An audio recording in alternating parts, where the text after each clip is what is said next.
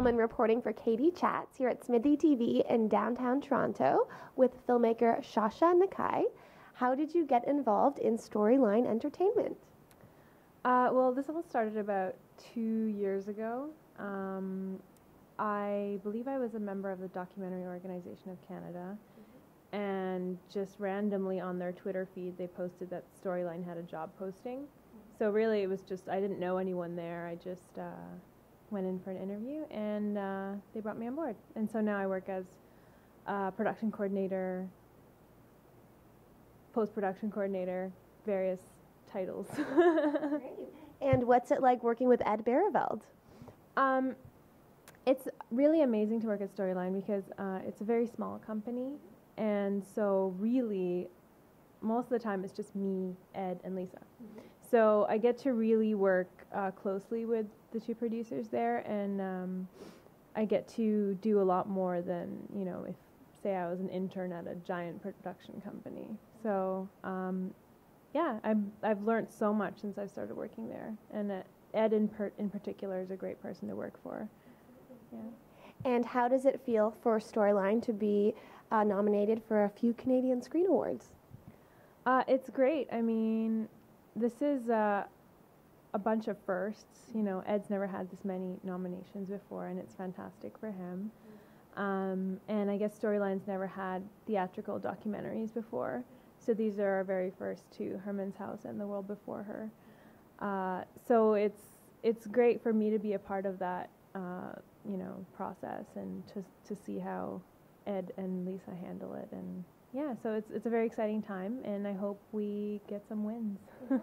And you were the production coordinator on The World Before Her. What was it about that project that really drew you to it and that really inspired you? Well, it wasn't necessarily that I sought it out. It was like, it was already a Storyline project, and it was in production when I started working for them. So, you know, I was drawn towards Storyline as a whole because I was really interested in social issue, human rights documentaries, and that's what Storyline does. That's their specialty.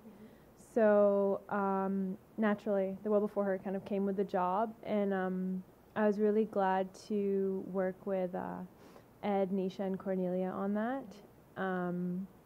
I helped them coordinate a bit of production, but the majority of it was coordinating post-production and festival strategy, and now the release. So. And can you tell me in a little bit more detail, for maybe people who don't know, what that means to be coordinating festivals and post-production, like day to day? What would that be like? It's a lot of learning every day. Yeah, when I started, I didn't know that much about, I knew overall what the post-production process was like, but basically what I do is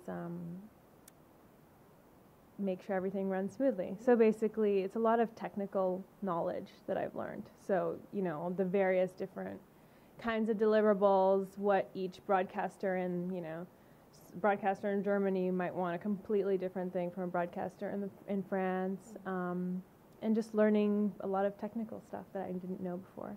And in terms of, for post-production, basically we deliver to all the broadcasters that funded the film, as well the distributors that are now distributing the film across the world. So, and then for festivals, it's The World Before Her is, I think, in about around 80 festivals so far, and it just like almost every other day we keep getting another invitation. And so what are some of the exciting projects that you're currently working on? Ed and Rama have 2 projects in development, which they've probably talked about on your previous Katie Chats episodes. So the burlesque film, as well as Unwanted, and then Lisa, the other producer, is working on Shadow Girl. So there's not too much going on right now in terms of those projects, but I am keeping busy with The World Before Her and Herman's House and delivering them to broadcasters. So there's that, and then I'm obviously working on my own stuff on the side. Tell me a little bit about the film that you recently directed and produced called The Sugar Bowl. Well, that was a short film I just did. It was 20 minutes long, but I started actually working on it just before I started working at Storyline. And we filmed it in a 10-day period in the Philippines, on the island where my mom is from. And it's basically about the sugar industry on that island and how it peaked and crashed as a result of the Americans. And what was it like shooting in the Philippines? There's a lot of crazy stories I could tell you, but it was very interesting. I mean, I was from the island. I'd lived there for 3 years, and I was born there. I spoke the language, so it wasn't as difficult as it might have been if I'd come in completely from the outside. But no, it was very long, grueling days, and it was fun. Yeah. And where's the best place to find out more information on you and on Storyline online? For Storyline, you can go to www.storylineentertainment.com. And then for the film I mentioned, The Sugar Bowl, you can go to sugarbowlfilm.com. Well, thank you so much. Congratulations on all of your success, and best of luck at the C.S.As and with the Sugar Bowl. Thank you. Thank you. I'm Katie Uhlmann reporting for Katie Chats here at SMITHEE TV in downtown Toronto.